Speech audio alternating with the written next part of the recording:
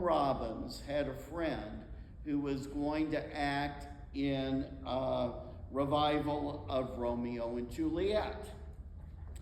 And Jerry started thinking, what if we would update Romeo and Juliet? And his first inclination was to find two factions that were diametrically opposed.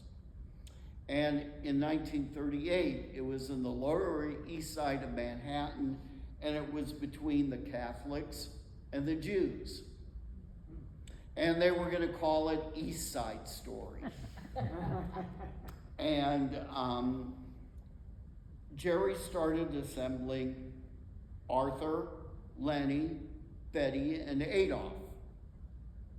And their schedules conflicted. So the idea was set aside for several years. And the idea was revisited in the early 50s with the new headlines of conflicts between street gangs in New York, the Americans versus the new immigrants, the Puerto Ricans. And so that gave way to what we now know as West Side Story. But the whole team was not able to be reassembled because Betty and Adolph had a contract in Hollywood writing movies. And so they actually wrote some really incredible scripts. Singin' in the Rain is one of them. The Bandwagon is another one. It's Always Fair Weather is another one. So Betty and Adolph were out. And actually, I think that was a wise decision because their lyrics were witty, urbane. I don't think that they could have written for the Puerto Ricans, and they could have possibly come up with enough slang for the Jets, but that is inconsequential.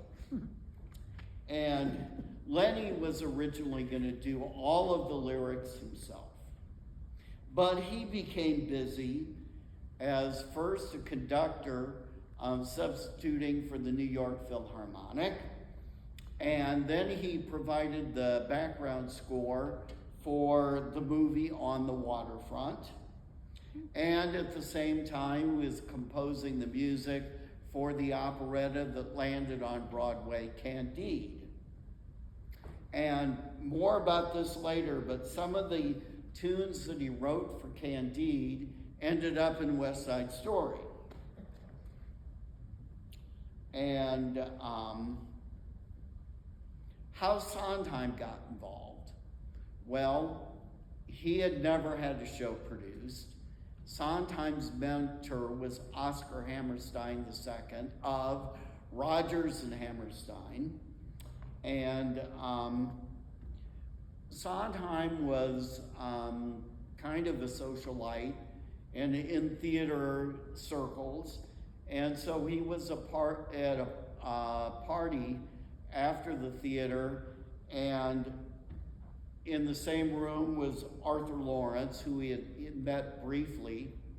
And so Steve went up to Arthur. They started talking about projects, and Arthur said, we don't have a lyricist, but I never thought of you. Now, Sondheim had written a score for a show called Saturday Night that never got produced because the lead producer died before they could get it on. And Arthur, always the sour note in expressing his opinions, was, I didn't care much for your music, but I loved your lyrics. So Steve didn't really want to become known as a lyric-only guy. So what does he do? He goes to his mentor, Oscar Hammerstein, and Hammerstein says, this really sounds like a great project, and you'd be working with true professionals for the first time for your debut. And so Steve reluctantly decided that he would write lyrics for West Side Story, and this happened when he was 25 years old.